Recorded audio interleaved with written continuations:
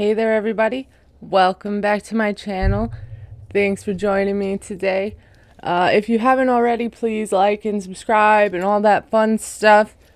I hope you all had a good Halloween. I did. My daughter was Cinderella, and my little boy was a skeleton, which was just like a skeleton sweater and pants because he won't really keep a costume on. And my oldest was a scientist, and I did my makeup like the cat from Coraline for my oldest because he loves cats. He's obsessed with cats. And the funny thing was when I got my youngest son off the bus, he freaked out. For those of you who don't know, he is autistic, and as soon as he saw me, he was not happy. He threw himself on the ground. He's also nonverbal, so he speaks with like his yelling and things. But he started smacking my face and kicking. And then we came in the house and we sat down, and he really didn't like it. I went to give him a kiss, and he went to kiss me, and then he was like, who is this woman? So that was fun. And of course, it snowed here a couple days before Halloween, so it was very cold. So I ended up just taking my oldest, and we were jump stopping houses and blocks so he could just get out and do those real quick. But it was fun. My mom made some chicken chili for us for afterwards. And yeah, anyways, I hope you guys had a great Halloween. If you would like to, let me know how yours went in the comments. All that being said, I'm going to go ahead and get into it. And today, finally, we are talking about 90 Day Fiancé, Season 10, Episode 3, To Witness the Beginning. I know I'm a little behind. I'm doing my best to catch up. Like I said, I'm working on my schedule. But even though I'm behind, it feels good to do this and talk about it, and hopefully you guys still enjoy it. I know there's some of you who do. Like I said, I don't really keep up with it when I don't. Like, if I haven't seen the episode, I don't look into things about it. So that way when I'm doing this, it's like authentically what I think and my reaction and what I'm writing out. So, anyway, with that being said, I'm going to go ahead and start with Gino and Jasmine. Starting with them, Gino is being a good little housewife. He's washing the blankets because Jasmine thinks that they smell bad. And they probably do. They probably need to be washed from the yogurt stains, you know. So they make the bed. She gives it the old sniff test. She tells us how she was unhappy about the house, but now she is feeling better because he's putting in effort. You know, he's cleaning and unpacking, and all of that's making her feel like home. She tells him she has a surprise, and then she goes into the bathroom. And I didn't even need to see the preview to know this is going to make me want to vomit. So she's like, this is our first night together after months. And she's vegan, you know, but she wants his meat. She didn't really say that again, but that's her go-to saying. Or something like that. He's out there putting away her bras and her undies. And here comes Nurse Jasmine out of the bathroom. Gino's pleased with, like, her boobies. And then, you know, I don't even like talking about this, but then he goes to spank her. And normally I wouldn't talk about it. But she was like, no, don't do that. Be respectful. They want us to believe that he didn't notice a whole new ass on her. And she doesn't want him doing that because, you know, she had surgery, of course. But all of a sudden, she's like, be respectful. After she let him do what he did. He let her do what she did to him in the hot tub. Like, respect was out the window a long time ago. I don't think the spanking thing is too extreme. Anyway, she has him dress up for her as a doctor. She even got him the costume with the hat. Then she starts talking about her vaginal rejuvenation surgery and how she can't really have sexy time now. And that's not going to help their terrible sex life. I'm not even going to talk about what happened next. I can't unsee it. None of us can. We don't need to relive it here. But he does say that the doctor outfit makes him feel like he's in control. And he's hoping this helps them get their groove back. So next time we see them, they're still locked in bed. Coco looks like she has seen some things that traumatized her for sure. Jasmine describes how the night went. It was successful, and she isn't a virgin anymore. And she's like, yeah, I can do it 3 times a day. And the more they do it, the nicer she's going to be to him. And then they pinky promise to not argue so much because nothing is sacred to them, not even the pinky promise. Because they're going to argue in 5 seconds or 10 maybe. But Gino's happy they got their groove back now. He thinks intimacy will be fine as long as they don't argue as much. She's hangry, she's mad he has honey bread because she doesn't eat animal products. And she needs to replace all these calories she burned. But he has nothing vegan for her, and he knows that she takes it seriously. So she puts some nuts on a plate, and that's that. Like, why didn't you just bring the jar of nuts? Like, I just eat nuts out of the jar. Do you guys put them on a plate? Maybe I've been doing it wrong. She just wanted to be fancy. So then she says, the most attractive thing to her is a man who cares about animals. But Gino's a big old carnivore. And, she is hoping to change him to vegan, even if she's sneaky about it. And then she's complaining about being cold. He offers her one of his thermal shirts, and she's like, baby, I don't want to wear your clothes. Basically. He's like, you love my clothes. You kept some when I left. And she's like, yeah, because you were leaving, but now I'm with you all the time. I want my own clothes. Which is valid. I don't want to wear Gino's stinky old clothes either. She's like, I'm not a brat wanting everything new, but she hates the stove. It takes too long to cook and all of these things. He's worried that he can't afford all this and, have the wedding. And he didn't tell her he's unemployed.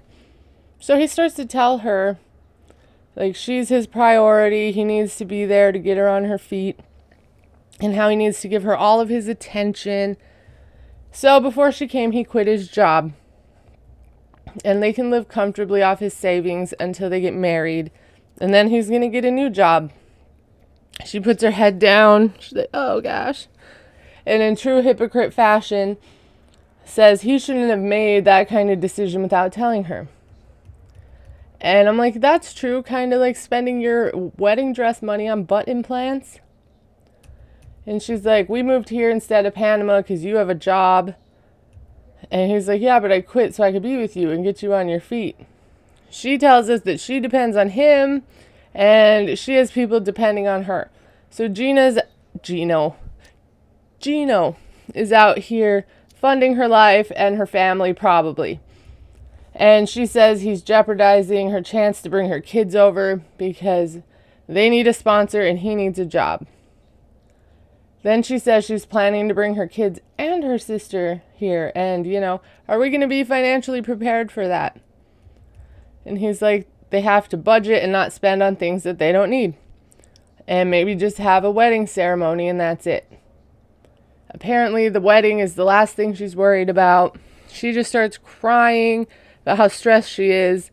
And this is not the life he had promised her. And they can't make decisions about these things without talking. Cool. She says if this is going to be their relationship, it's just not going to work. So next we see them. They're diapering the dog. I guess the dog has separation anxiety. They're off to get massages because he told her he doesn't have a job, so this should help. And she's worried because, they're doing this and they don't have any income. But she does need the massage because she's really stressed. Gino's like, how Jasmine reacted to the news about no job hurt his feelings because he thought that she would be at least happy that they would get to spend all this time together and things like that. But instead, she just cried. And he just thought Jasmine would rather spend time with him than have money. And he's the only person who thought that. He also thinks that she's worried about him affording her luxury lifestyle. But this is the real world and everyone has a budget.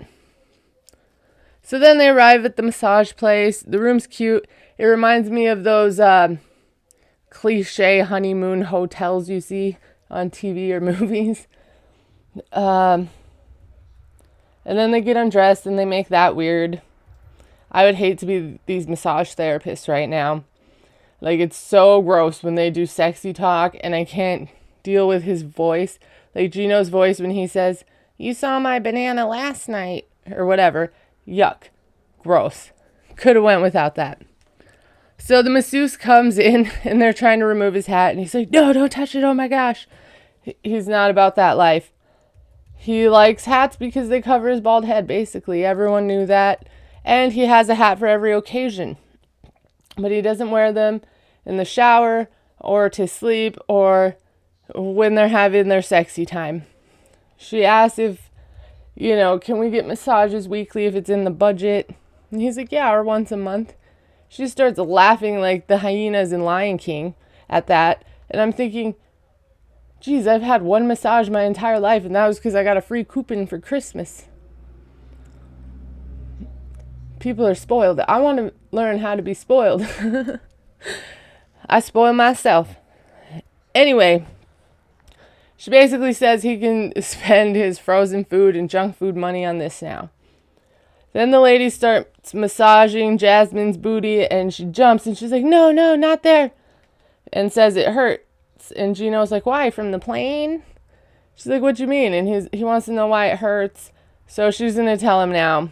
And she wants him to promise not to get mad. Usually when people say that, you're immediately going to be mad. So he probably knows. She's like, remember a few months ago I told you I lost so much weight and got skinny, and I lost muscle and I lost my booty. And I wanted booty cheeks, and you told me no. Guess what? He's like shocked, apparently. She's like, look, I have marks here still. He's like, how could you? She's like, well, I'm relieved to tell him, but she does feel sad because he's disappointed in her, and he doesn't easily get this mad at her. She's the mad one, not him, but this time he is. I love how the masseuses are still massaging. They probably get a lot of tea doing this kind of stuff, and hot gossip. So then he asks when she did it, and she's like, remember when you were questioning me that I wasn't going out running? And she said that she had the vid, but she was really recovering. Then he asked the cost, and he's like, $5,000. Nope, more. He's like, 8? Nope, more. 10. Bingo. He's like, you spent $10,000 on butt implants? And I just hear it in the voice of Kevin McAllister's dad when he gets the room service bill in Home Alone 2, and he's like, Kevin, blah, blah, blah, you spent all this money on room service. That was Gino in this moment. It snowed here. I'm in Christmas mode. So, hope you guys enjoy. Anyway, he's like, you spent $10,000 on butt implants that you don't need? And she's like, well, we did. And he's like, but we could have used that for the wedding and all the renovations you want. And she's like, I didn't know that you were broke. And he's like, why are you making decisions without me? And she's like, you quit your job and didn't tell me. And he's like, you didn't even need butt implants. But really, that's not up to him. If, she wants to change her body, she can, for her confidence, all that stuff. But he was paying for it, so she needed to tell him. She lied and she was sneaky. So finally, Gino, tells the massage people they can leave for a moment. And she's like, no, but why? Gino, it's a massage. And he asks where she got the money. And she's like, it doesn't matter. He says, of course it matters. She's like, well, I had some savings. And remember my wedding dress money? He face palms. He's like, oh, no. Then we get an interview. He says he's helped her a lot since they met. He paid her rent. He gave her money for her kids. He paid for her cosmetic procedures, and he does that out of love for her. And she needs help, and she isn't working. But he feels like all he does is give and give and give, and she just takes and takes. And he's wondering if this is how his life will be. Yes, of course it is. You've known this for years. You still wanted it. You enjoy punishment and pain. And then she says that she didn't think it would be a big deal. He tells her that's a lot of money. Apparently she knows that now, but back then 10,000 was reasonable to her because they were doing great. I love how I didn't know you were broke, but we're doing great. Back then he had a good job, he was sending money, she was living her Barbie dream life in Panama. Now she's there and knows he has some budget BS and restrictions and he quit his job. And he's like, how did you not think booty implants was a big deal? Also, Gino needs to go back and beg for his job immediately. Like, sorry about what I said. Please, sir, I need a job. She tells us that she isn't selfish. She did it for both of them. She wanted him to find her more attractive. Like, first of all, he said you didn't need it. He's said that 100 times. Secondly, go find yourself a good therapist. $10,000 on therapy would have done you wonders. You need to help your self-esteem. Then, this is why I say she needs therapy and to work on her self-esteem, because she thought he would be happy she went through all that pain just to be pretty for him. Like, what in the garbage is this? What are you showing people? Do you need booty implants to impress your man? I don't think so. Get a new man. Ugh. So, Gino's mad. He gets up. He throws the towel, blanket, cloth, whatever. And we see way too much of his hairy legs, as if we haven't been traumatized enough this episode. And she's like, where are you going? He's like, I don't know how you could be spending thousands of dollars of their money. And he tells her it's selfish to spend all that money on something unnecessary. So, he didn't even want it. It wasn't for him. He's mad. She's trying to squeak out some tears. He's telling her this is what he's worried about, her spending all the money. She can't believe he's this mad, seeing him this mad. Like, there's no way she's going to tell him the whole truth.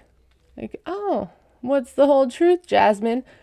Turns out $2,000 of her booty money came from her ex, Dan. So he wanted the booty, not Gino. Mystery solved. She did it for Dan. For that last Valentine's dinner. But too bad her vaginal rejuvenation probably ruined that. He couldn't enjoy the booty in time. So let me know what you guys think of that. I really think Jasmine was wrong. He was wrong to not tell her about quitting his job, but 10 grand is a lot of money, and that's a lot of lying. And once you start lying, you're untrustworthy in my book. So on to the next. Let's talk about Nikki and Igor. She's doing her final packing before leaving for Moldova, and she hasn't seen him in 9 months. And they're 9 months in on the K1 process, and she wants to go and work on their issues before the visa is approved, because she wants to know that he will pull his weight financially and physically and all the things. And she doesn't want to have to ship him back again for the second time. Her friend Chanel is taking her to the airport. She says, Nikki is happy, and that's all that matters to her. But she does say anytime she talks about Igor, it's negative, it's about fighting. Like, for example, we had a nice time, then we fought. We had dinner, and then we fought. Video call, then we fought. And then Nikki says that he's worried about her luggage fitting because of his car speakers or something like that. And the way she was doing his accent bothered me. It was like she was making fun of it, or that's what it felt like to me. Like she was making fun of him and how he talks. The friend tells us that she gives him an allowance, pays for his trips and his surgeries. And I'm like, dang, who knew that Igor is a kept man? I bet Johan is jealous. And, her friend's like, she went from sugar baby to sugar mama. And she just can't believe that. So she tells her friend the plan is to meet his friends and family, but that his friends don't approve. And she's surprised. Nikki tells her that happens to a lot of people. They love her at first. So the friend was surprised because they liked her before, the last time she went. She says this happens. Most people, they'll love her, and then they find out about her gender identity, her transition, all of that. And, she isn't cool anymore. She tells us that she didn't feel like their love was ready 15 years ago when they tried the first time.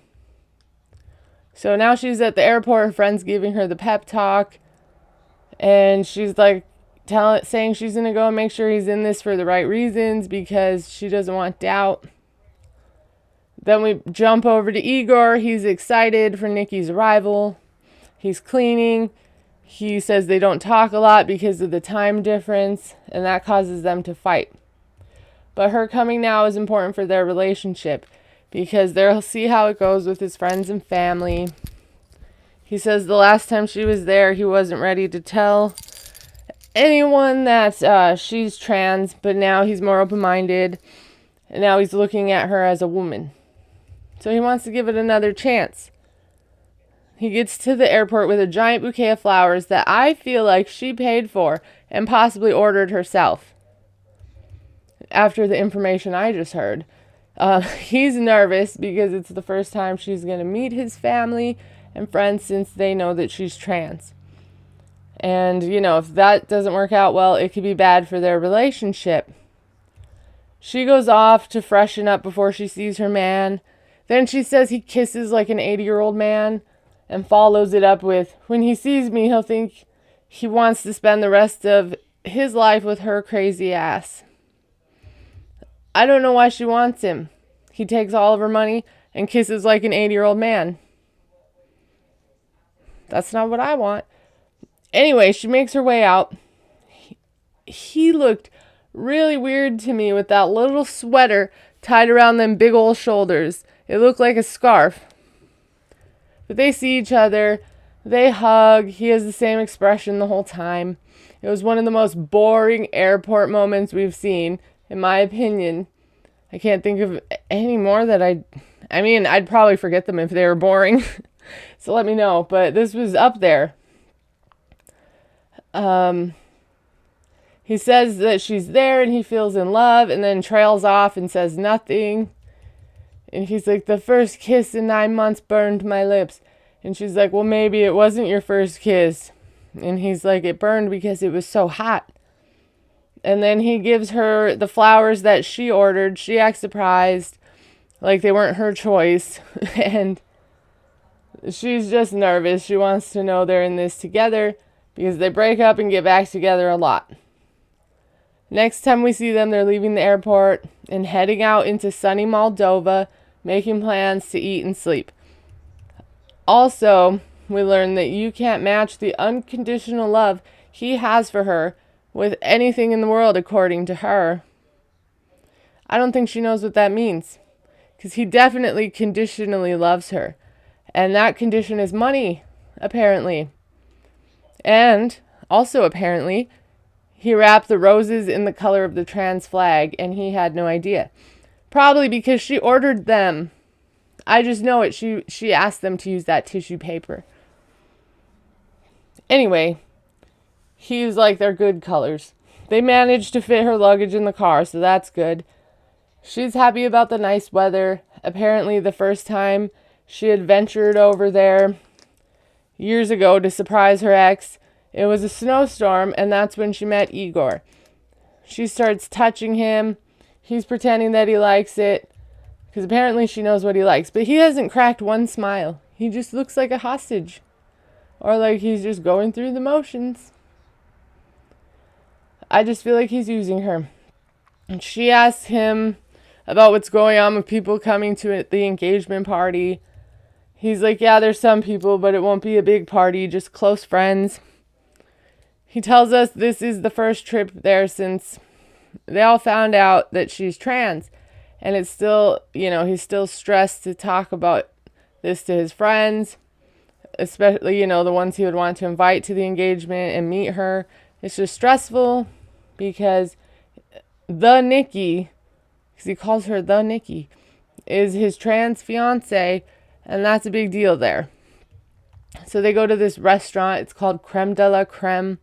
It reminded me of Creme de la Creme a la Edgar from the Aristocats. I'm always living in Disney World in my head. They have delicious looking desserts.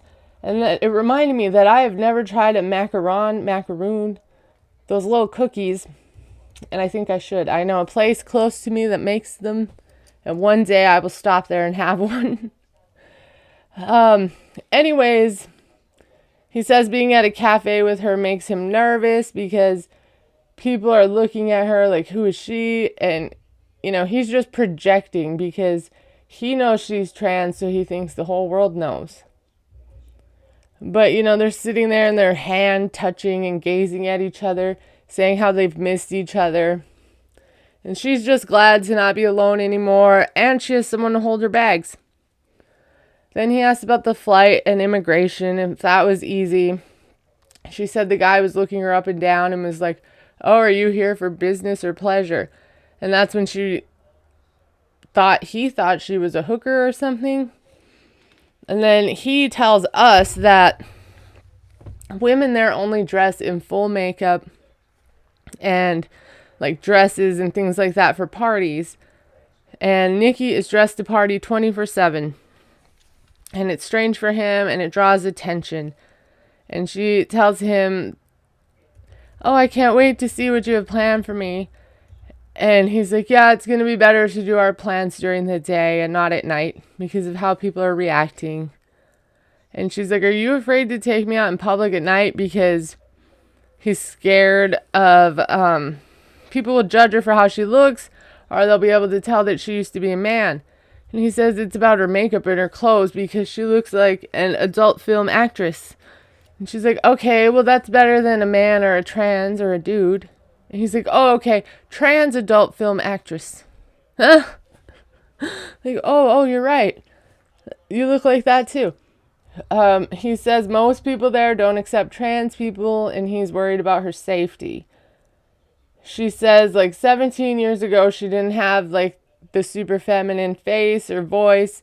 She's way more feminine now, so what is he scared of? And he says for him, it's just something new he needs to get used to. She's like, you're leaving here. Who cares what these people think? She's coming all the way there, and he's only going to take her out during the day to see if people can clock her. He's like, well, at night we'll sleep and be safe. And she's like, no way, we're going out. No one puts baby in a corner, sir. And then she tells us in the back of her mind, she's thinking he's dating someone from the nightlife, and she would somehow find out about it. But she hopes that isn't the case, that he's just trying to get used to the situation. But she feels like something shady there. Could be, I could see, considering her history with her ex, from what we know, that little information, why she's worried about him having a secret girlfriend who only goes out at night. But that seems a little far-fetched to me. I think he's just embarrassed about being with a trans person. And I don't know why he's with one if that's the case. He says they'll see, and she's like, no, we're going out at night. So we'll see what happens. That was all with them. They're such a fake couple to me. I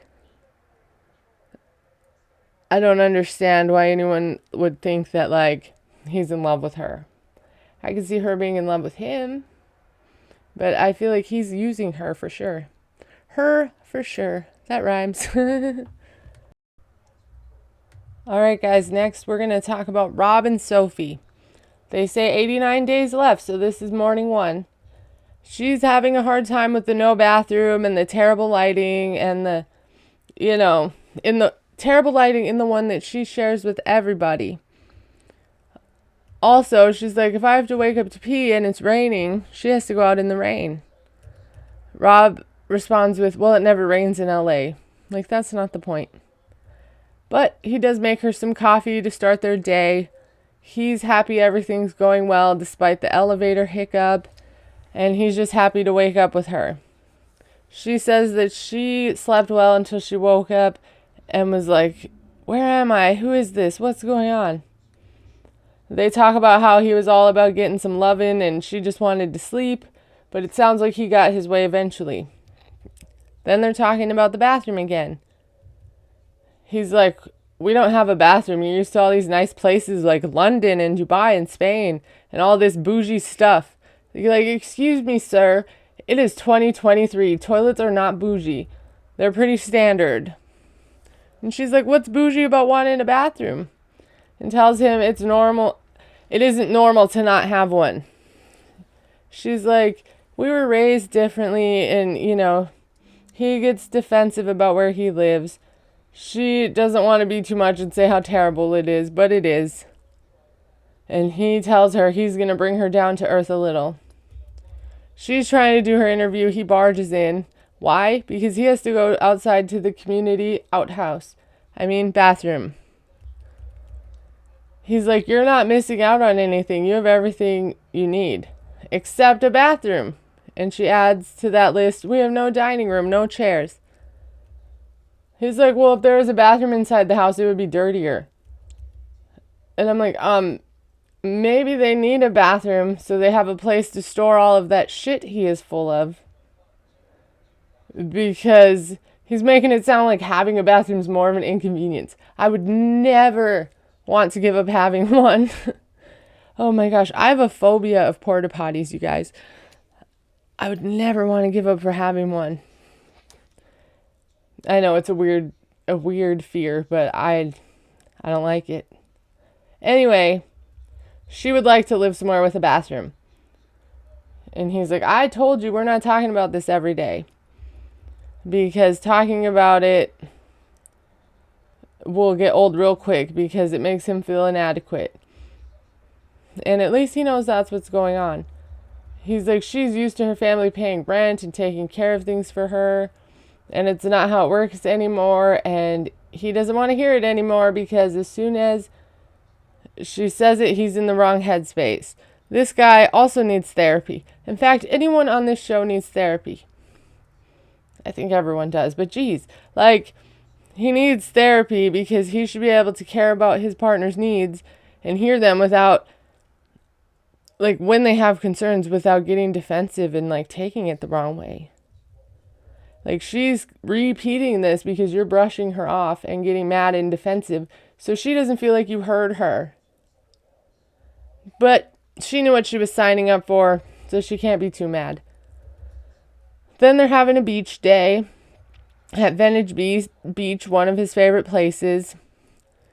She gives not one F about the ocean. She's scoping out apartments. He tells her they're not cheap. She isn't listening. She just sees all the indoor plumbing glowing across the street. And he gets offended. Then he looks it up and he says it's $25,000 a month. And I am hoping he means $2,500. $25,000 a month sounds crazy. Anyway, she thinks living by the beach would be good for them because they were happy on the beach in Mexico. He tells her if she wants to live there, she can ask for help. But if not, they can stay in the crack shack that they are currently in. And he's like, how much money do you have on this? And she's got nothing. So, she is lucky to have a roof over her head, I suppose. So I'll give him that. She's like, I can't work now, but I thought she made money being a content creator. So can't you do that anywhere? I'm not sure. He tells her when she can work, maybe then they can afford these apartments. She says she was waitressing at 17 to be independent from her family. And since then, she hasn't asked them or won't ask them for anything. And he annoys her by always asking her to ask for money because she wants to do it on her own and be proud of herself, which is cool. She doesn't want to have family money be her job. Honestly, I wish I could. That'd be nice. Give me some family money, universe. But all that is pushed aside when Rob gets a notification on his phone. And she's like, who is that? It's just some random page, apparently. She thinks it's crazy that he follows that page. He tells us the post was a girl dressed as Dora the Explorer in booty shorts. I really wish I knew how many times I had to say booty in this video. Anyway, naturally, Sophie didn't like that, and she wishes she wasn't so jealous. He tells her he doesn't follow the girls, just the page, and they post random stuff. He's like, you found me on a page like this. She rebuts that with when she was single, but she doesn't follow it anymore. And he's like, well, I'm not in your phone. I wouldn't know. And he has a point. Like, we all like a lot of random pages. People don't often go through and unfollow things off social media unless they post something outrageous that you disagree with. But she does say she describes herself as a very jealous person, and Rob also hasn't been loyal to her. Then she's crying on the beach. He says he's sorry, he only wants her. She says she forgave him for the online cheating because they hadn't seen each other for a while, and she gave him the benefit of the doubt that he made a mistake. But now this 90 days is hitting her, and she doesn't know if she can trust him or if what he did was acceptable. And everyone has their own boundaries and limits and what they think is cheating. But I would say no. No, thank you. I've been cheated on enough. Goodbye. But next they're walking the dog. He asks her if she thinks she can ever walk him alone. She says no. And then she's like, I can't wait to go to the nice parts of LA. It's the passive aggressiveness for me. And then they talk about how it's weird that she's there because, she's his girlfriend, but she isn't really there all the time. They can't go out on dates and do things. And then she lets us know that she feels bad about taking his phone because she does respect his privacy, but he's proved to not be trustworthy. And, again, he was getting videos from a girl a couple years ago. She considers that a form of cheating, but it was during the pandemic, so she gave him the benefit of the doubt. They didn't know if they'd see each other again, all of that stuff.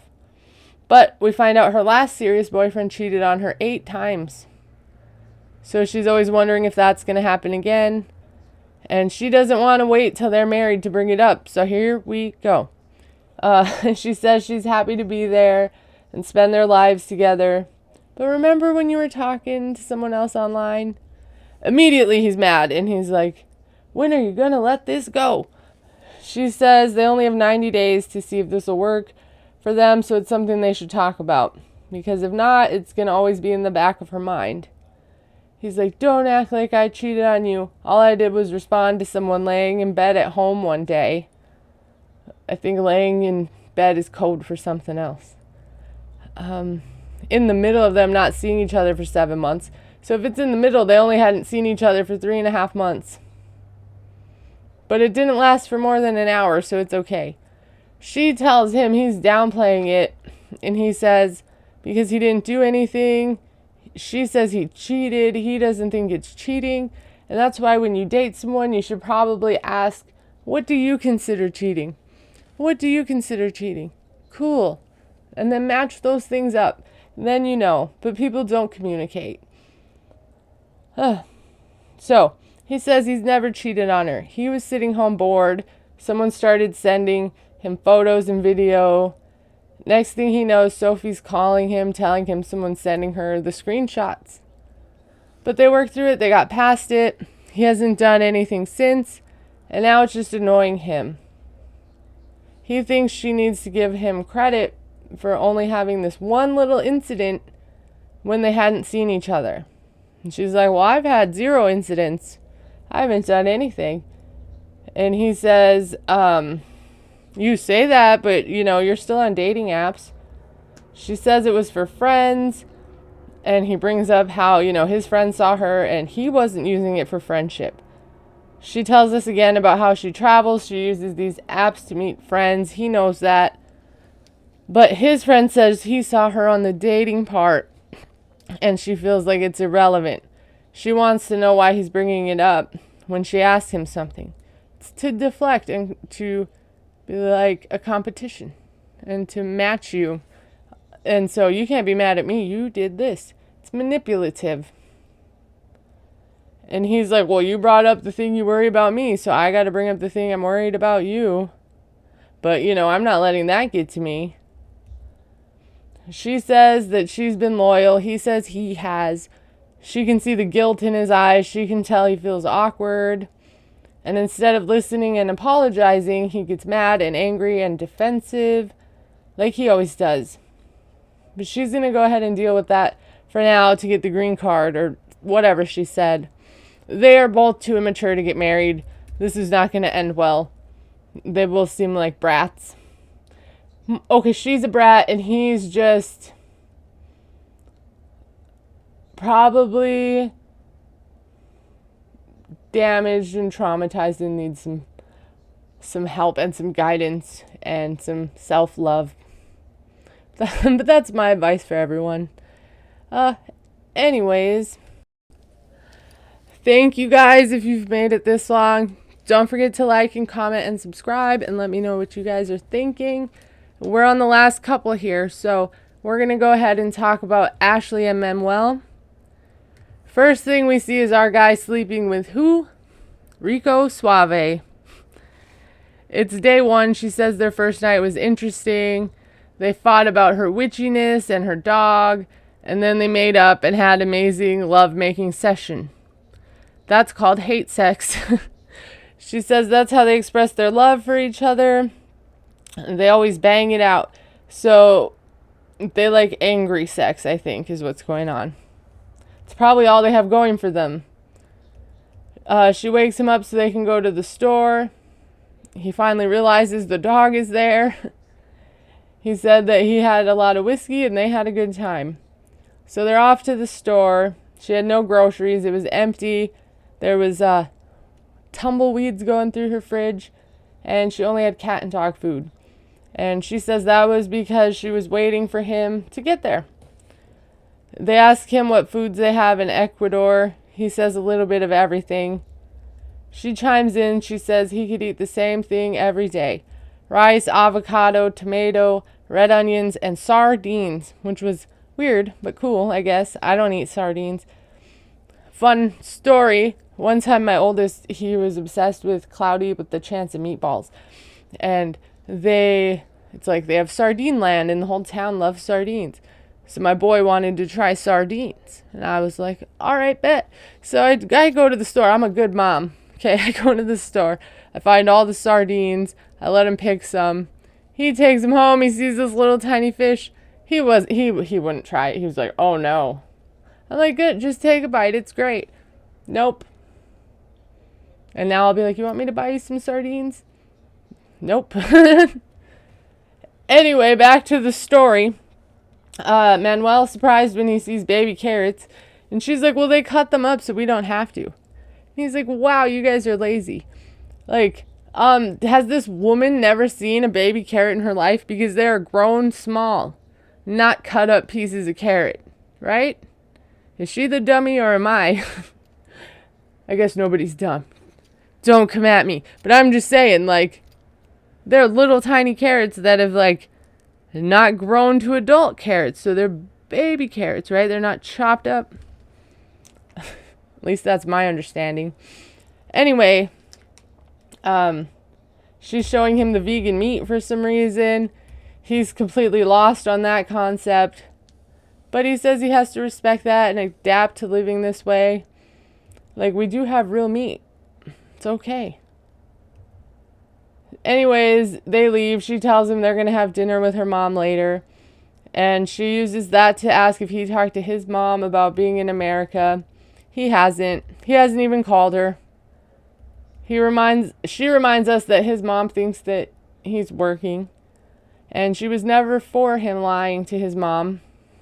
But he insisted, so it's not her choice. He says he doesn't know what he would say to let her know he's there. If he tells her, she's going to be stressed and worried, and he doesn't want that. She says she understands, but she wants her to know that, he's taken care of with her. And so also she wants his mom to know where he is. And she tells us he's always been secretive, and that's always bothered her. And it's worse now that he's here. And they haven't even talked about his 2 teenage children. And they don't even know they're going to have a stepmom. But it isn't her business. She says the kids are older and used to him being gone a lot for work. But she hopes they at least know about her. Like, what? First of all, he works and provides for everybody. He just left his kids forever. Didn't tell nobody. Who is this guy? What is wrong with him? Like, the fact that she doesn't even know if they know about her is wild to me. So, you know what? Remember I did this unboxing earlier? I got the sage spray. Oh, God. Talk about these people. Make me crazy. Anyway, we see them again. They're getting ready to go meet Ashley's mom. They're taking him to a Mexican place, and he will be sadly disappointed by the food, I feel. Even moving from Colorado to Minnesota was a huge letdown in the Mexican food department. Just saying. Anyway, she says it's very important, meeting her mom. She's the matriarch of the family. She says her mom isn't going to be smiling and nodding at him like she does. She's going to call him out. And she just hopes Manuel can smile and nod at her mom. She got him some nice shirt to meet her family. And she says that she has good taste. Whenever he wears something she got him, he gets compliments. She shows him the shirts, and basically what's most important is that they match, she tells him. He picks a shirt. She tells him he can't wear a hat. And he's like, okay, boss, relax. Like, she is really being controlling here. Mostly because that's how she is, I'm sure. But also because she's really nervous about this. She already knows this man is secretive and full of crap. But she ignores it. And her mom's not going to do that. He says her mom is protective of her. And he has only really said hello because of the language barrier. So they get to the restaurant. The mom and some others show up. And then I find out it's her sister and brother-in-law show up. They're happy to meet him. She tells us her and her mom are close, that Ashley is the oldest, and her mom had her at 16, so they grew up together. The mom wants to talk to him directly, so she gets out a translator. She tells him she's been waiting a long time to meet him, and now they're going to be planning the wedding and babies. That made him squirm. He's like, oh, we have a lot of time for babies. And the mom is like, no, today, please. Apparently, mama here has grandbaby fever. She'll watch anyone's baby because she just wants a baby so bad in the family. He tells them, he misses his family, especially because he left and he didn't tell anyone. The sister wants to know why he wouldn't let people know. He says something about it being ugly and hard to travel alone and give last hugs and goodbyes. Ashley says he felt more secure when he got here because all the planes worked out and everything, and now he feels better. But he still hasn't told them, so that excuse is gone. The mom is like, my kids would never leave without telling me goodbye. And, he lied. He didn't tell them anything. The mom asks her how that makes her feel, and because she's the reason that he came and left his family. She says she didn't sorry, I can't talk. She wishes it didn't happen that way, but she's happy that it happened. They worked really hard to get together, and she's been dreaming of this. And he says they're growing stronger and more secure. Mama's like, yeah, we'll see. She already knows he's a low down, no good liar for leaving his mama like that, I am sure. And the mom's like, this is round one of her numerous questions. In time, she's going to be questioning him more. She does tell them that her advice is to keeping a marriage strong is communication. He responds with, I don't want to argue about this, but fine. Haha, which made no sense to me. I don't know what that was. Then he gets in the interview and he says he knew he would have to face the music when he met her mom. He thinks that she's upset because she wouldn't want her kids to do that to her. But she's going to have to accept it because that's him. He's just a liar, I guess. Even to his own mama. There's a lot of dog walking in this episode because old Rob and Sophie were walking his dog. I don't know if I mentioned that. But now we're out walking Rico. He's asking questions about the dogs peeing. And she can just tell they're going to be besties in no time. She says the dog respects him as the man of the house. So he made a dog, like a little bed under the bed with little blankets and pillows and all that. She does and doesn't miss Rico in the bed because he's her baby and she loves him, but he makes it hard to get the loving in. She thinks that the dog thinks that she's his mom and his girlfriend, so they're going to have to navigate this so they're all comfortable. Then he makes her some food. She says that she likes it, and he learned to cook from his mom. So she uses that again to say she knows that he misses home because he's so far away, and he needs to call his mom. He says he needs to find the words, and Ashley basically feels guilty that his mom doesn't know. So he finally agrees to call her.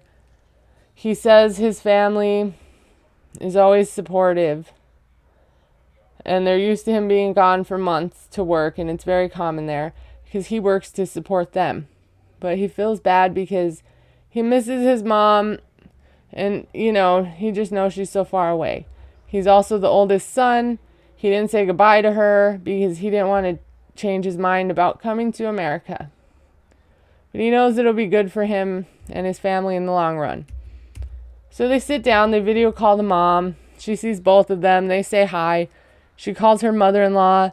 She seems happy to see her. She says it's a miracle. And I'm like, I wish someone would say that to me. Like, oh, hey, it's a miracle. She asks where they are. He says he came to New York and that it was crazy and fast, as if he didn't apply for the K-1 visa.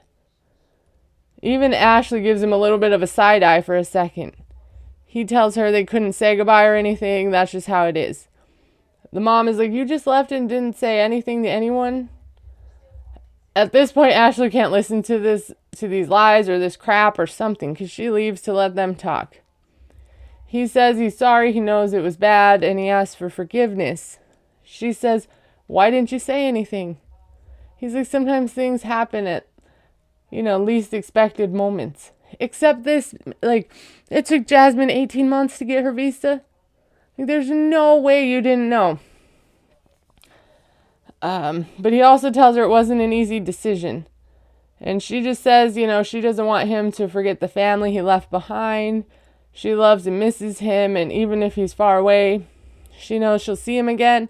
And then the call just drops. Just done. I hope he messaged her.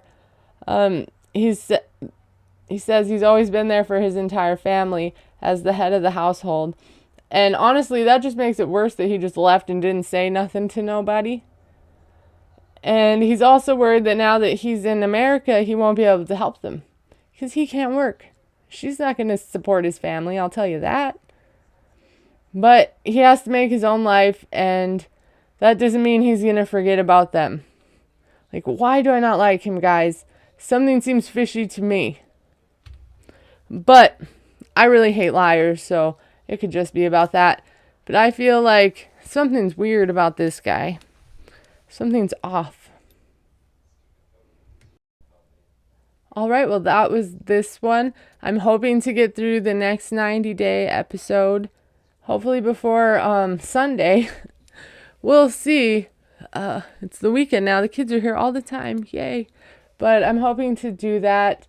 If I have to, I will double up on the other way one more time until I can get this caught up. Like I said, my boyfriend recently moved here, and we've been together 24/7. He definitely needs a lot of my attention. The kids need a lot of my attention. Sometimes I feel a little overwhelmed, I don't even have 2 minutes to think. But it's getting better. He got a job, which he got a job really fast. He's only been here a couple weeks. And, he was gone most of the morning, and I had my alone time, and I was able to think and do things for me without being interrupted or someone asking questions. And he means well. He's new here. He doesn't know anybody. He doesn't know my house. He's never lived with kids before, so it's a big adjustment for us. But he's a wonderful person. I've known him for 14 years. We've been best friends, and we've been dating the last year.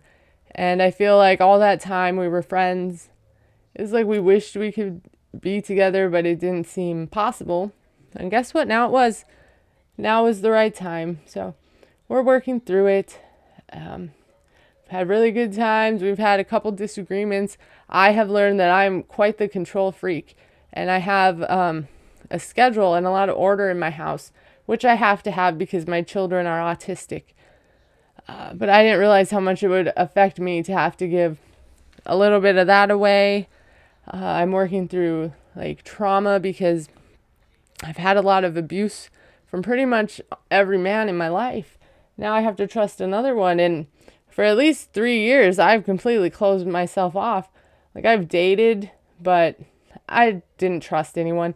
I think everything anyone says is like crap because I dated a narcissistic pathological liar for 9 years. So it made me insane. Not clinically, but it made me crazy. And I've done a lot of therapy and healing work and working through all these issues, in theory. But now it's like I'm doing the field expedition and I'm finding things that trigger me that I didn't necessarily know would before. And I'm really grateful that I get to work through them. And I'm grateful I get to do it with my best friend. And I'm really excited. And I'm excited to hopefully get caught up on everything I want to and maybe even do some more. I appreciate you guys for hanging in there with me and always watching my stuff and commenting. It means so much to me. I look so forward to it. And even earlier today when he came home and I was just sitting there answering my comments and I was so excited. And he's like, he thought I was texting my friend. And I said, no, I'm answering my YouTube stuff. And then he said something about, don't get too upset, like if I get negative comments and things like that. And I said, no, my subscribers would be all over them, I am sure. Like, I'm not worried about that. I think I could take it. But I just told him how much I enjoy you guys and how much I love talking with you and commenting. And honestly, I appreciate all your questions you asked me in the comments. And I don't really ever have an issue answering them. I'm pretty open. I'm open about my story, my struggles, my trauma, because I lived so many years hiding and being ashamed of who I was and not telling the truth. And not that I was lying, but I was protecting someone else's lies. Like, I would say something happened that didn't make sense. And I would probably know it was crap, but I'd be like, oh no, it's because of this and this. And I would say all the stupid excuses that I was given. And I spent a lot of time pretending someone wasn't a monster to protect their image and to protect my family and give us the illusion that we were this great family. And I don't do that anymore. So I pretty much just speak the truth however I feel, and it feels really good. So I'm going to keep doing that. I hope you guys stick around. Watch my next video. I'm hoping to at least get one of them up in the next couple days. If not, there's going to be a lot going on next week because, like I said, I'm going to have mornings free. So thank you guys. I love you. Thanks for listening to me. I appreciate every one of you. Please don't forget to take deep breaths and take some time for yourself. I really, really need to follow my own advice here. So I'm going to start doing that. Thank you guys, and I hope you have a good night. Bye.